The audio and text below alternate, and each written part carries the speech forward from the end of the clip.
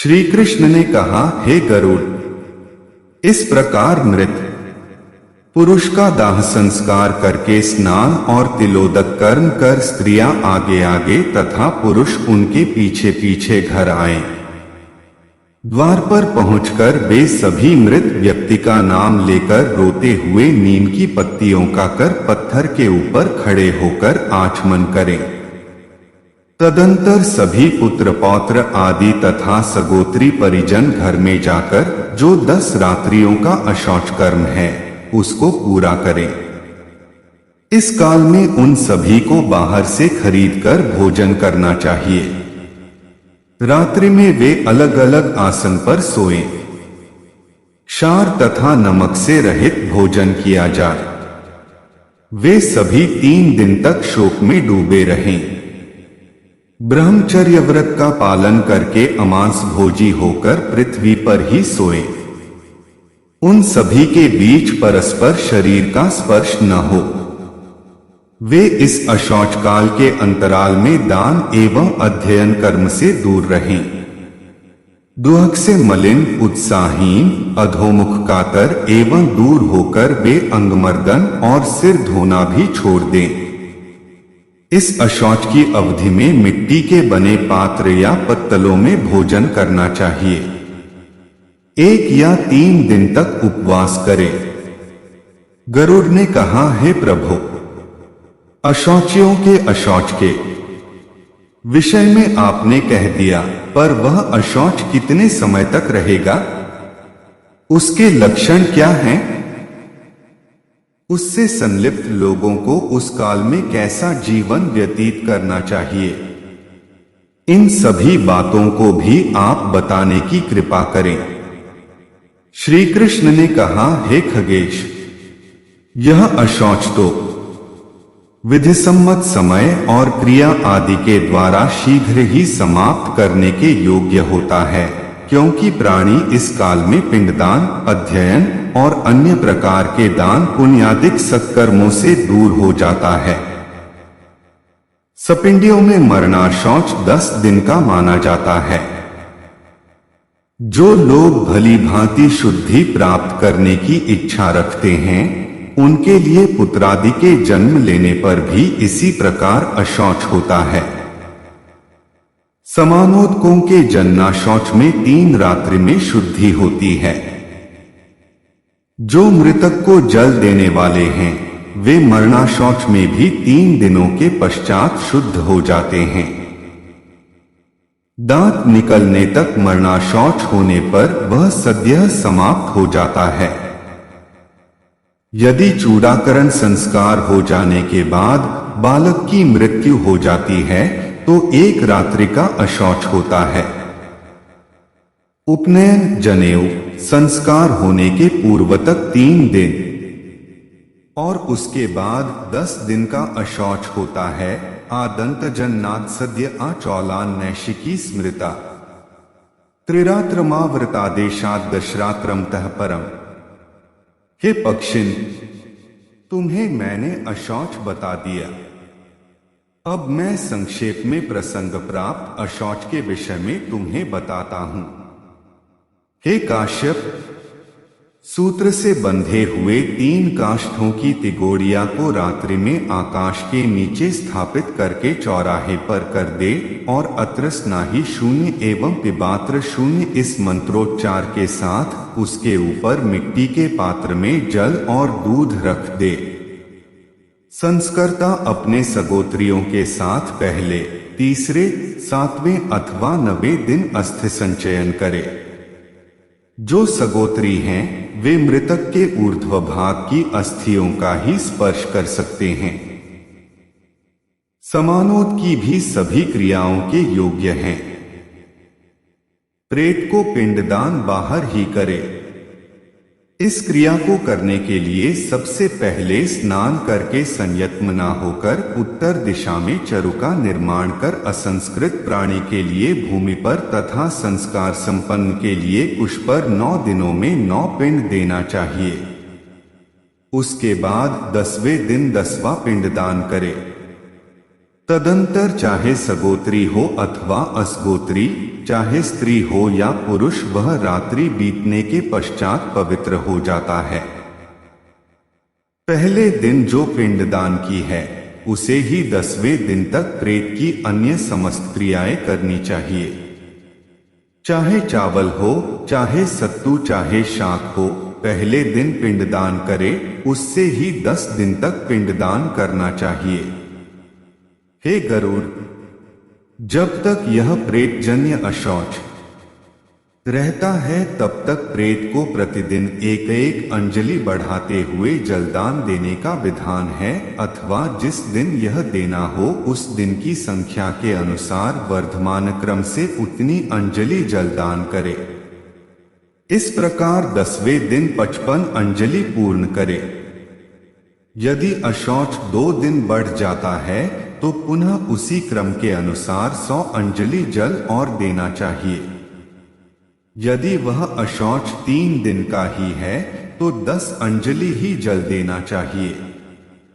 हे पक्षिन, इस जलदान का क्रम यह है कि अशौच के पहले दिन 3, दूसरे दिन 4 और तीसरे दिन 3 अंजलि जल देना चाहिए।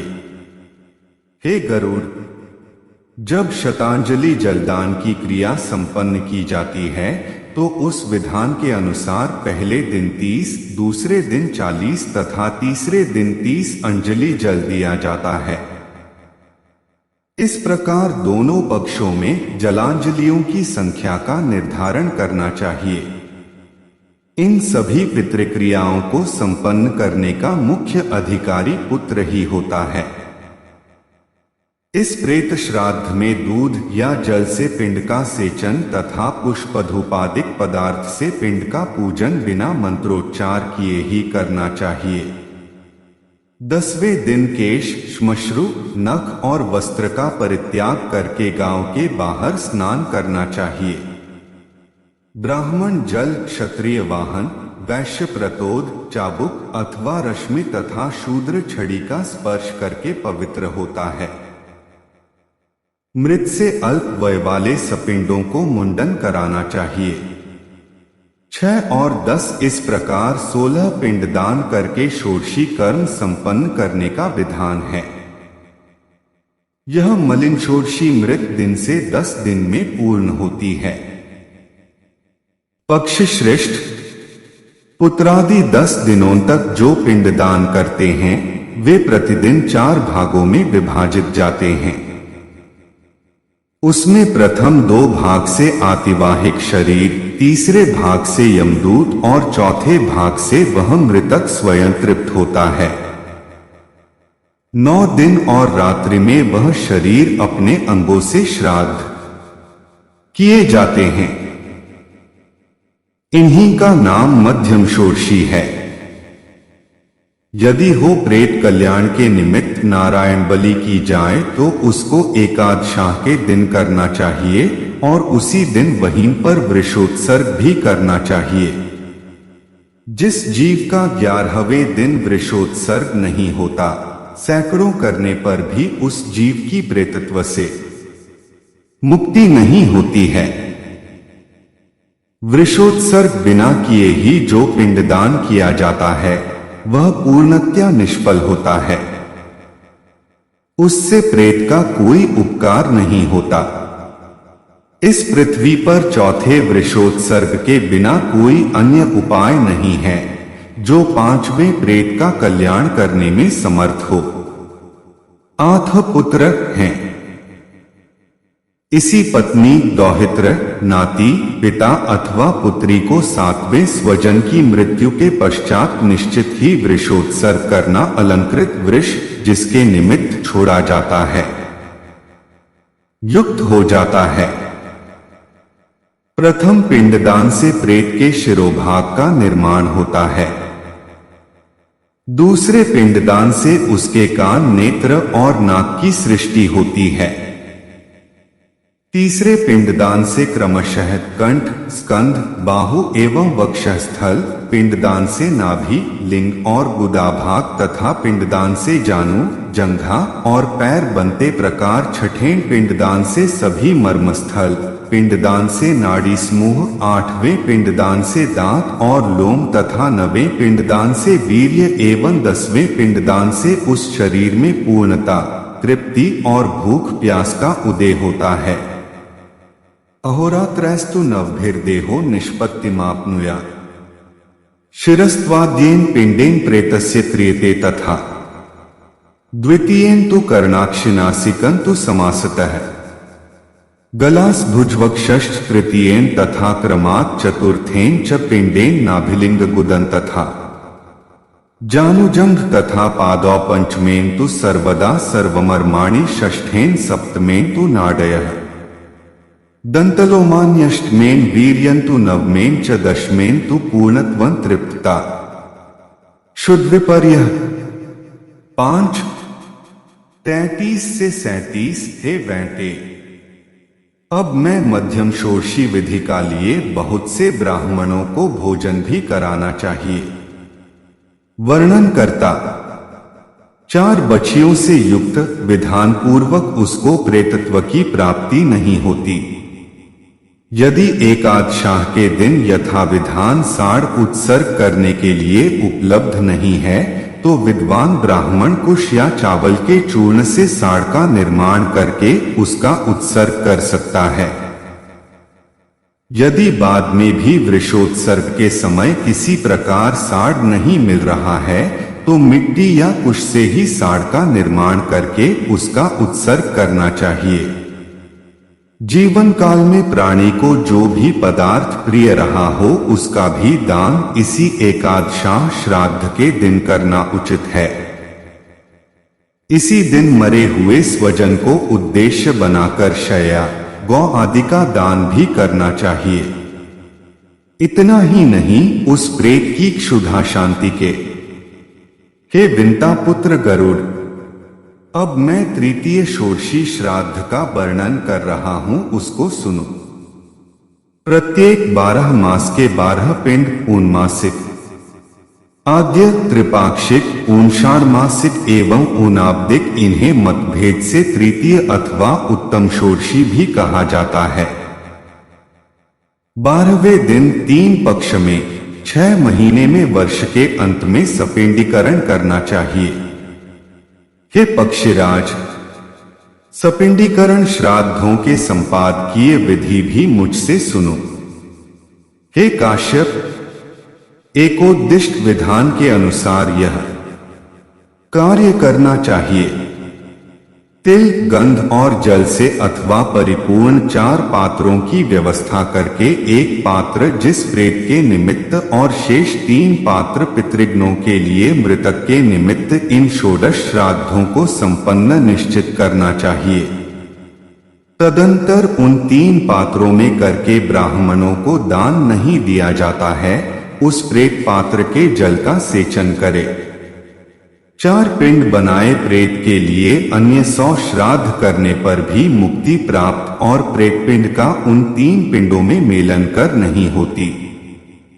हे खगेश, मृतक व्यक्ति के एकादशाह दे, तब से वह प्रेत पितर के रूप में हो जाता है। हे अथवा द्वादशाह तिथि में आद्य श्राद्ध करने का विधान खगेश्वर, उस प्रेत में पितृत्व भाव के आ जाने के बाद माना गया है। प्रतिमास का श्राद्ध मास के आद्य तिथि में उस प्रेत तथा अन्य उसके पितृपितामह आदि मृत तिथि पर होना चाहिए। उन श्राद्ध पूर्णमासिक पितरों का समस्त श्राद्ध कृत्य श्राद्ध की सामान्य विधि के ऊनषाढ़मासिक तथा ऊनाब्दिक मास छठेन मास अनुसार ही करना चाहिए। मृत पति के साथ एक और वर्ष में 1, 2 अथवा 3 दिन कम रहने पर ही चिता में प्रवेश और एक ही दिन दोनों की मृत्यु करना चाहिए। सपिंडीकरण वर्ष पूर्ण होने के होने पर स्त्री का सपिंडीकरण नहीं होता है। उसके बाद अथवा 6 महीने बाद करना चाहिए अथवा पति के सपिंडीकरण श्राद्ध से ही स्त्री का सपिंडीकरण आद्योद्येक विवाहादि मंगल कार्य अनिवार्य श्राद्ध संपन्न हो जाता है।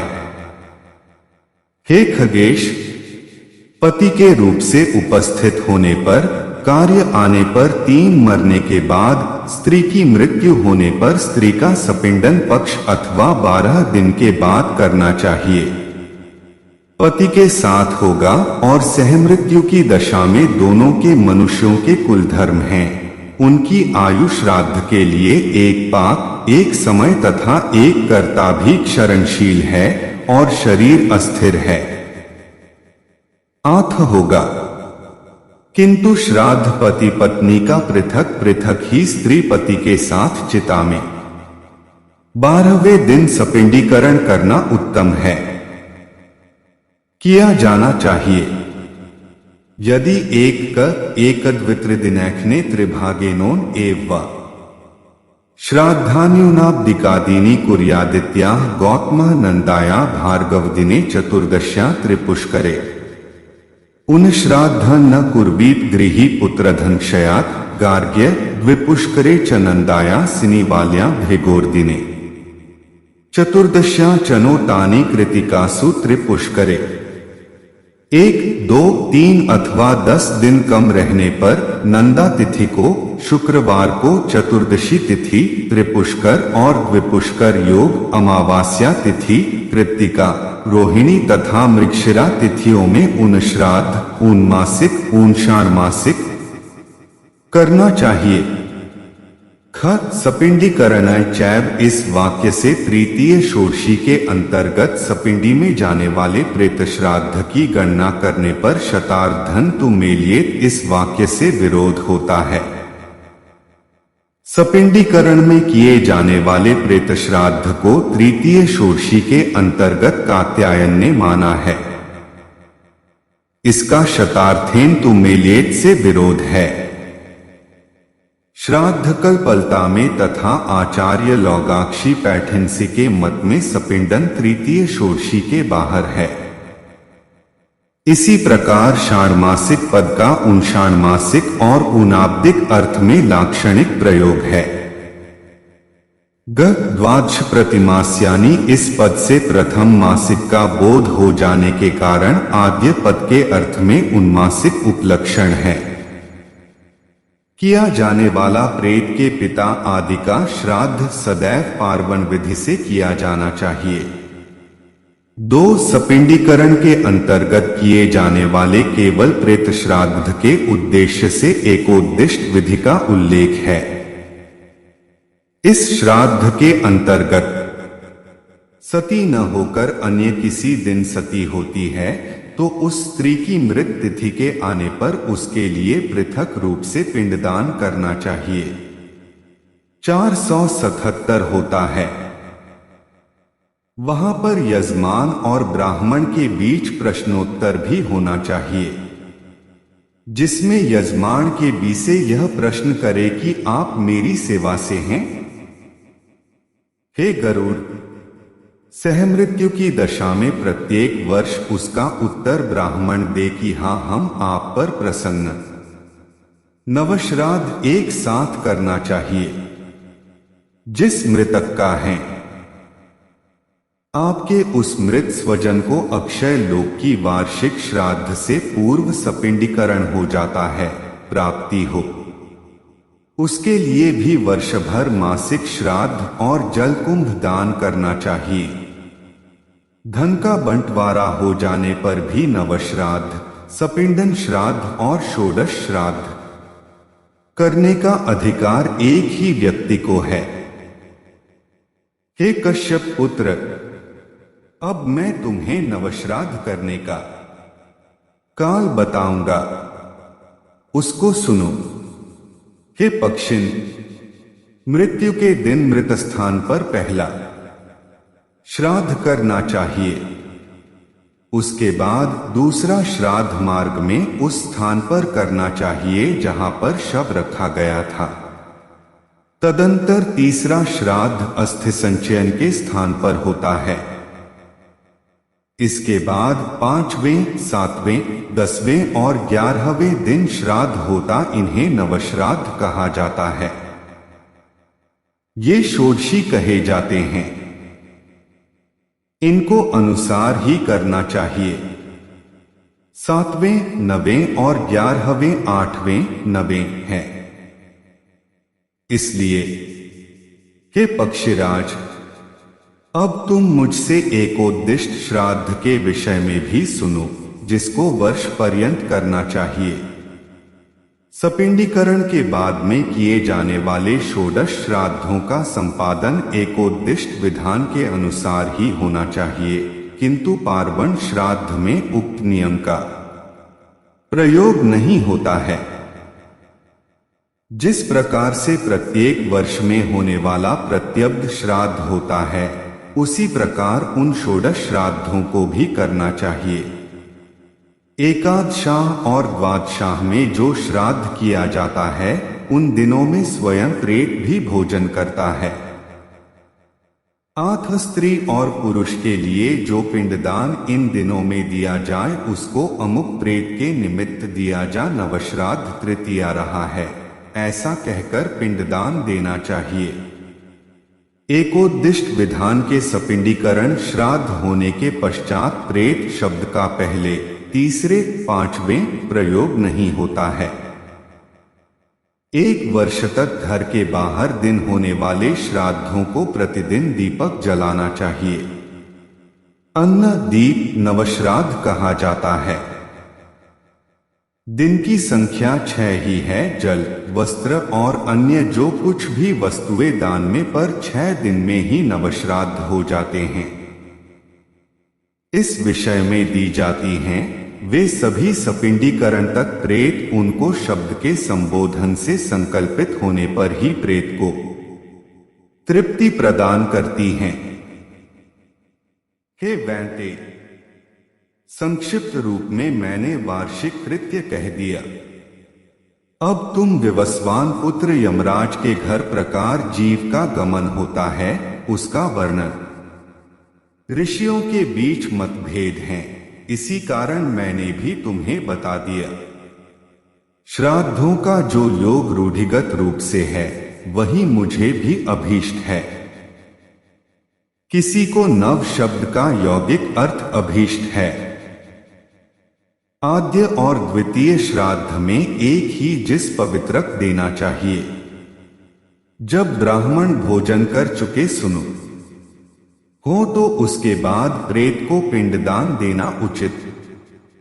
श्राद्ध कृत्य एवं गरुड़ पुराण के श्रवण के अनंतर वह जीव तुम्हारे द्वारा पकड़े गए सर्प के समान यमदूतों के द्वारा पकड़ लिया जाता है और पकड़े गए बंदर के समान अकेला ही उस यमलोक के मार्ग में चलता जाता है।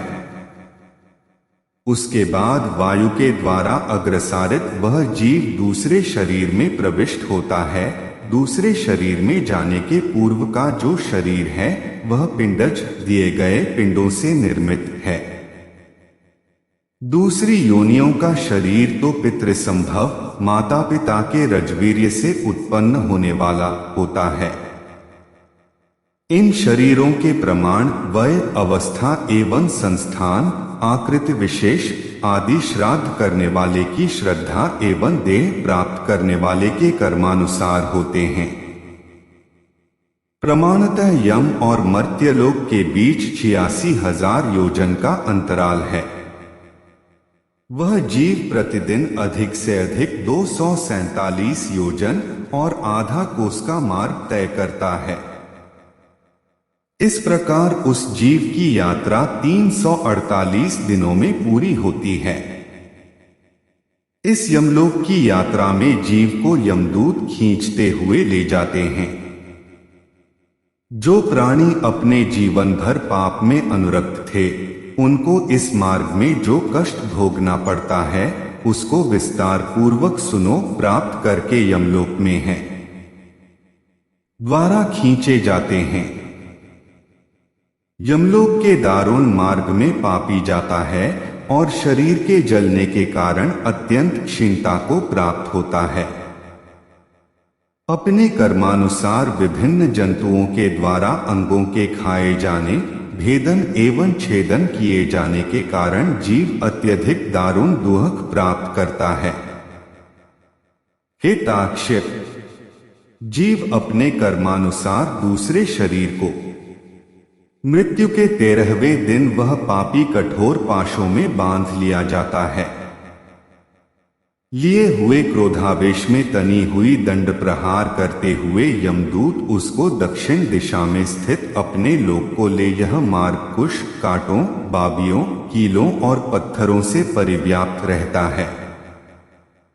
कहीं कहीं मार्ग में अग्नि जलती रहती है और कहीं कहीं सैकड़ों दरारों से दुर्गम भूमि होती है। प्रचंड सूर्य की गर्मी और मच्छरों से परिव्याप्त उस मार्ग में प्राणी सियारों के समान विभत्स चीत्कार करते हुए यमदूतों के संक्षिप्त गरुड़ पुराण। धर्मकांड। नाना प्रकार का कष्ट भोगता यमलोक के इस मार्ग में 16 पुर पड़ते हैं। उनके विषय में भी सुनोया में सौर्यपुर, नगेंद्र भवन, यमदूतों के गंधर्वपुर, शैलागम, क्रौंच, क्रूरपुर, विचित्र भवन, हाथ में अंकुश बहवापद, दुहखद, नानाक्रंदपुर, सुतप्त भवन, रौद्र, भौहों से युक्त पयोवर्षण, शीताढ्य और बहुभीतीय 16 खींचते हुए हैं।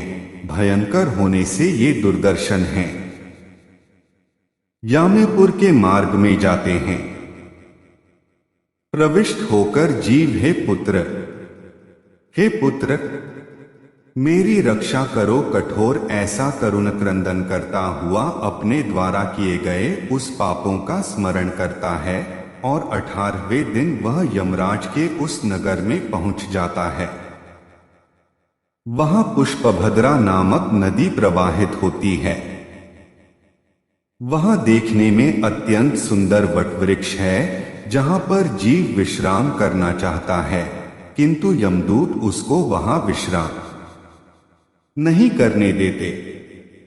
उसके पुत्रों के द्वारा स्नेहपूर्वक है अथवा अन्य किसी के द्वारा कृपा पूर्वक पृथ्वी पर जो मासिक पिंडदान दिया जाता है उसी को वह वहां पर खाता है। न तो नियम से प्रतिदिन गाय के लिए अपेक्षित गोग्रास आदि कृत्य किया और से तले अपेक्षित पुस्तक का ही दान किया है। पुराण में देखे हुए मार्ग, तीर्थयात्रा आदि का मैंने सेवन नहीं किया है, इसलिए जैसा तुमने किया है उसी में अपना। तदंतर वहां से उसकी यात्रा सौर्यपुर के लिए होती है। चलता हुआ वह मार्ग में यमदूतों के द्वारा मुद्गरों से पीटा जाता है। उस दुहक से अत्यधिक पीड़ित होकर वह इस प्रकार विलाप करता है।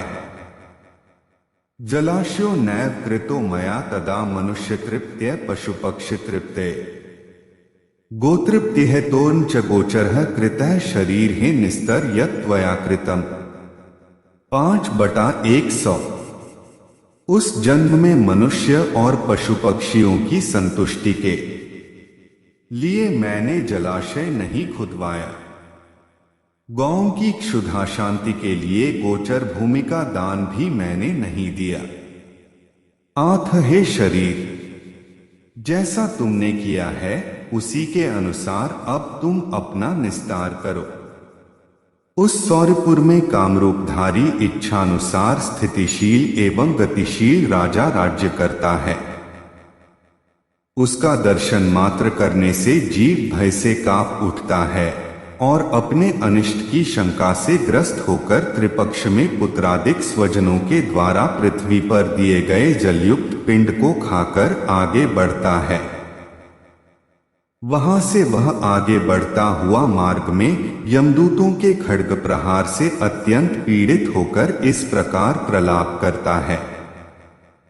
न नित्यदानम न गवाहनिकं कृतं पुस्तं च दत्तं न ही वेदशास्त्रैव पुराण दृष्टो न ही सेवितोध्वा शरीर है निस्तर यत्वया कृतं। 5/103। निस्तार करो। इसके बाद जीव नगेंद्रनगर में जाता है। वहां पर वह अपने बंधु बांधवों के द्वारा दूसरे महीने में दिए गए अन्न को खाकर आगे की ओर प्रस्थान करता है। चलते हुए उसके ऊपर यमदूतों द्वारा कृपाण की मुट्ठियों से प्रहार किए जाने पर वह इस प्रकार प्रलाप करता है। पराधीनम भूत सर्वम मम मूर्ख शिरो नेह महता पुण्ययोगेन मानुष्य लब्धवान हम। 105 बहुत बड़े पुण्यों को करने के पश्चात मुझे मनुष्य योनि प्राप्त हुई थी, किंतु मुझ मूर्खाधिराज का सब पराधीन हो गया, अर्थात मनुष्य योनि प्राप्त करके भी मैं कुछ सत्कर्म न कर सका। कुछ इस प्रकार विलाप करता हुआ जीव तीसरे मास के पूरा होते ही गंधर्वनगर में पहुंच जाता है। तदंतर समर्पित किए गए तृतीय मासिक पिंड को वहां खाकर वह पुनः आगे की ओर चल देता है। मार्ग में यमदूत उसको कृपाण के अग्रभाग से मारते हैं, जिससे आहत होकर वह पुनः इस प्रकार विलाप करता है। मया न दत्त न हुता हुताशने तपो न तप्तम हिमशैल गहवरे न सेविता गांगम हो महाजलन शरीर है निस्तर यत्वया कृतम। 5/108 मैंने कोई दान नहीं दिया, अग्नि में आहुति नहीं डाली और न तो हिमालय की जाकर तप। हे शरीर, मैंने जलादि का सदा दान नहीं दिया ही किया है। अरे मैं तो इतना नीच हूं कि गंगा के परम पवित्र जल का भी सेवन नहीं किया। इसलिए शरीर, जैसा तुमने कर्म किया है उसी के अपना करो। के मुसार अपना विश्वास में जीव शैलागमपुर पहुंच जाता है। वहां उसके ऊपर निरंतर पत्थरों की वर्षा होती है। पुत्र के द्वारा दिए गए चतुर्थ मासिक श्राद्ध को प्राप्त कर वह जीव सरकते हुए चलता है, किंतु पत्थरों के प्रहार से अत्यंत पीड़ित होकर वह गिर पड़ता है और रोते हुए यह कहता है, न ज्ञान मार्गो न च योग मार्गो न कर्म मार्गो न च भक्ति मार्ग न साधु संगात किंपि श्रुतम मया शरीर है निस्तर यत्वया कृतम। 5/111 मैंने न तो ज्ञान मार्ग का सेवन किया, न योग मार्ग का, न कर्म मार्ग और न ही भक्ति मार्ग को अपनाया, और न साधु संतों का साथ करके उनसे कुछ हितैषी बातें ही सुनी हैं। आथ हे शरीर, तब जैसा तुमने मृत्यु के 5वें मास में कुछ कम दिनों में वह क्रौचपुर किया है, उसी के अनुसार अपना निस्तार करो। पहुंच जाता है उस समय पुत्रादि के द्वारा दिए गए करके वहां एक घड़ी विश्राम करता है। 59 मासिक श्राद्ध के पिंड और जल का सेवन क्रूरपुर की ओर चल देता है। मार्ग में वह पृथ्वी पर है कश्यप पुत्र। इसके बाद छठे मास में जीव दिए गए पंचम मासिक पिंड को खाकर जलपान करता है। तत्पश्चात वह क्रूरपुर की ओर अस्त्र विशेष द्वारा मारते हैं, जिससे वह गिर बढ़ता है, किंतु यमदूत मार्ग में उसको पट्टिशो पड़ता है और इस प्रकार विलाप करता है।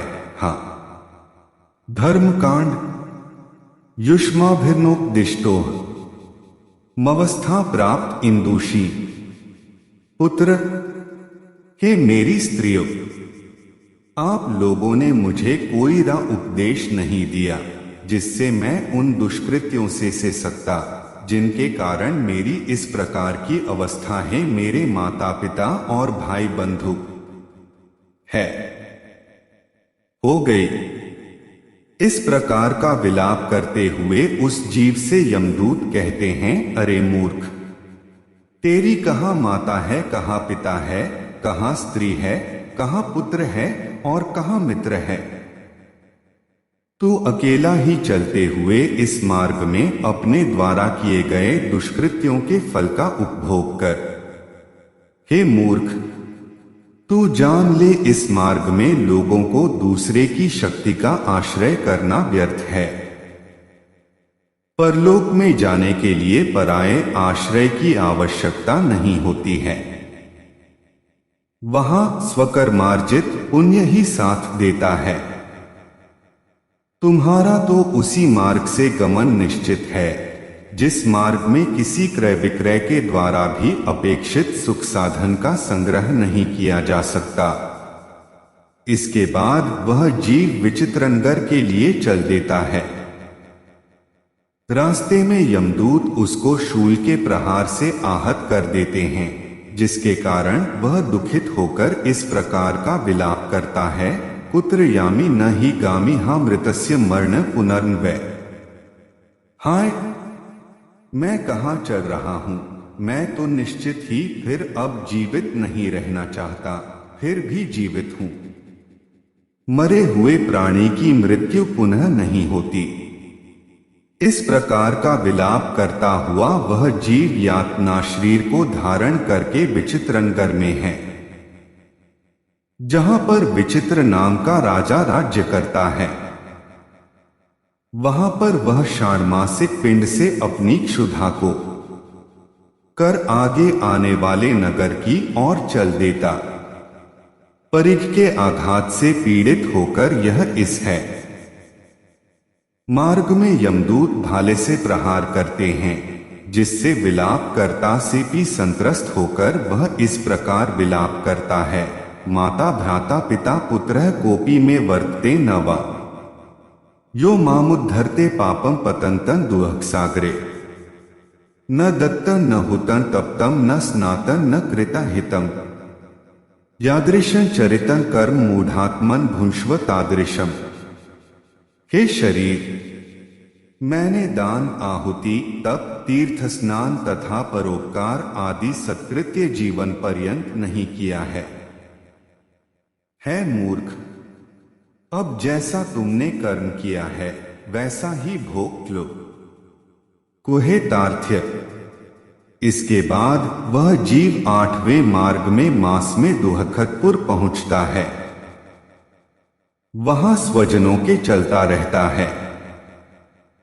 उसी मार्ग में वैतरणी नाम की द्वारा दिए गए अष्टमासिक पिंड और जल का एक नदी पड़ती है, जो 100 योजन चौड़ी है, और सेवन करके नानाक्रंद नामक पुर की ओर उस प्रस्थान कर देता है।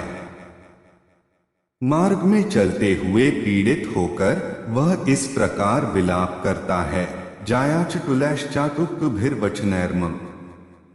मेरे माता पिता, भाई, पुत्र कोई है अथवा नहीं है जो इस दुख के सागर में गिरे हुए मुझ पापी का उद्धार कर सके। ऐसा विलाप करता हुआ वह जीव रक्त तथा पीप से भरी हुई है। जैसे ही मृतक नदी के तट पर पहुंचता है, वैसे ही वहां पर नाव वाले मल्लाह आदि उसको देखकर यह कहते हैं कि यदि तुमने वैतरणी गौ का दान दिया है तो इस नाव पर सवार हो जाओ और सुखपूर्वक इस नदी को पार कर लो। जिसने वैतरणी नामक गौ का दान दिया है वही सुखपूर्वक इस नदी को पार कर सकता है। जिस व्यक्ति ने वैतरणी गौ का दान नहीं दिया है उसको नाविक हाथ पकड़कर घसीटते हुए ले जाते हैं। तेज और नुकीली चोंच से कौआ, बगुला तथा उलूक नामक पक्षी अपने प्रहार से अत्यंत व्यथित करते हैं। हे पक्षिन, अंत आने पर मनुष्यों के लिए वैतरणी का दान ही है। यदि प्राणी अपने जीवन काल में वैतरणी भोजनम भल्ल भल्ली भिर मुस्लैष्ट को मारना 5 131 से 132 इस प्रकार विलाप करता हुआ वह जीव 9वें उसे मास में नानाक्रंदपुर पहुंच जाता है। तदंतर 9वें समय मास में पुत्र द्वारा दिए गए पिंड का भोजन करके वह हितकारी नाना प्रकार का विलाप करता है। तत्पश्चात यमदूत नामक 10वें मास में उसको सुतप्त भवन ले जाते हैं। मार्ग में गौ का दान देता है तो वह गौ समस्त विनष्ट कर देती है और उसको यमलोक न जाकर विष्णुलोक को पहुंचा देती है। 7वां मास। पापों को वे उसको हल से मारते पीटते हैं, जिससे आहत ले होकर वह इस प्रकार विलाप करता है। आ जाने पर मृतक बहवापद सोदक पिंड का सेवन करके आगे बढ़ते हुए नामकपुर में आ जाता है। वहां पर सप्तमासिक मनुजाना। हाय, कहाँ चंचल नेत्रों वाली पत्नी के चापलूसी भरे वचनों के द्वारा किए गए मनोविनोदों के बीच मेरा भोजन होता था, और कहाँ भाला बछियों तथा मुसलों के द्वारा मुझे मारा जा रहा है। दाए जाते थे, और कहाँ आज इन यमदूतों के वज्रसदृश कठोर हाथों से पैर पकड़कर मुझे निर्दयता पूर्वक घसीटा रहा है।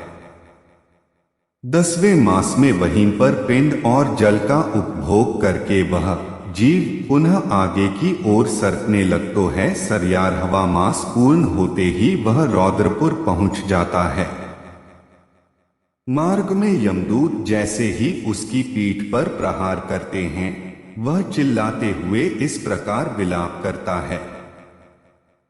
क्वाह सतुली शने परिवर्तन क्षणे क्षणे भटहस्त भ्रष्ट यष्टिकरिष्ट परिष्ठ वापुना।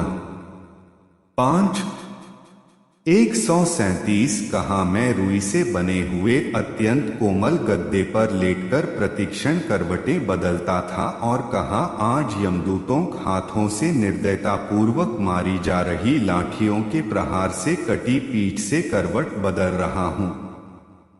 हे द्विज, इसके पश्चात वह जीव पृथ्वी पर दिए गए जल सहित पिंड को खाकर पयोवर्षण नामक नगर की ओर प्रस्थान करता है। रास्ते में यमदूत कुल्हाड़ी से उसके सिर पर प्रहार करते हैं। हताहत होकर वह इस प्रकार का विलाप करता है, कुभरित्य कोमल क्रैर गंध तैलाभ से क्षणम को कीना शानुगैह क्रोधात कुठारह शिरसी व्यथा। 5 139 140। हाय, कहाँ भृत्यों के कोमल कोमल हाथों से मेरे सिर पर सुवासित सैल की मालिश होती थी, और कहाँ आज क्रोध से परिपूर्ण यमदूतों के हाथों से मेरे इस सिर पर कुल्हाड़ियों का हो रहा है। इस पयोवर्षण नामक नगर में वह मृतक ऊनाब्दिक श्राद्ध का दुःखपूर्वक उपभोग करता है। तदंतर वर्ष बीतते ही वह शीताढ़ नगर की ओर चल देता है। मार्ग में बढ़ते हुए उस मृतक की जिह्वा को यमदूत छुरी से काट डालते हैं, जिससे दुःखित होकर वह इस प्रकार विलाप करता है। प्रियालापैहत्व च रसमधुरत्वस्य वर्णनम प्रियामात्र असिपत्रादि जिह्वाच्छेदक चैभी।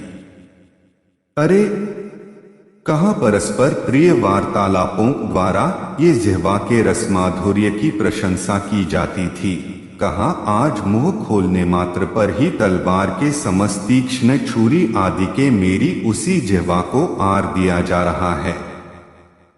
तदंतर उसी नगर में वह मृतक वार्षिक पिंड बेदक तथा श्राद्ध में दिए गए पदार्थों का सेवन कर आगे की ओर बढ़ता है।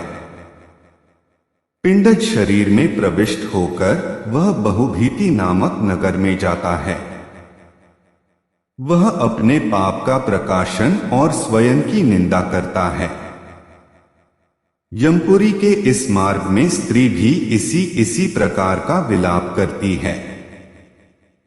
इसके बाद वह मृतक अत्यंत निकट ही स्थित यमपुरी में जाता है। वह यामेलो विस्तृत है। उसमें श्रवण नामक 13 प्रतिहार हैं। उन प्रतिहारों को श्रवण कर्म करने से प्रसन्नता होती है, अन्यथा वे क्रुद्ध होते हैं।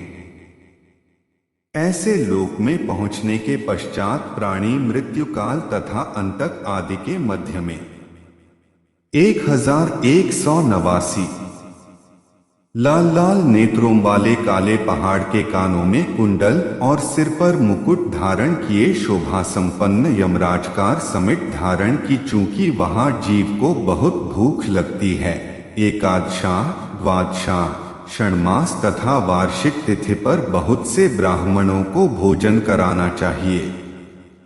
समान भयंकर आकृति से युक्त यमराज को देखता हुए है। विशाल दांतों से उनका मुखमंडल ही भयानक लगता है। उनकी भूभंगिमाएं तनी रहती हैं, जिससे उनकी आकृति भयानक प्रतीत होती है। अत्यंत विकृत मुखाकृतियों से युक्त सैकड़ों व्याधियां उनको चारों ओर से घेरे रहती हैं। उनके एक हाथ में और दूसरे हाथ में भैरवपाश रहता है। इसलिए हे दंड, यमलोक में पहुंचा हुआ जीव यम के द्वारा बताई मैंने गति गई शुभाशुभ गति को प्राप्त करता है। जैसा तुमसे पहले कहा है, उसी प्रकार की पापात्मक पापी जीव को प्राप्त होती है। जो लोग छत्र, पादुका और घर का दान देते हैं, जो लोग पुण्य कर्म करते हैं, वे वहां पर पहुंचकर सौम्य स्वरूप वाले सुनना चाहते हो।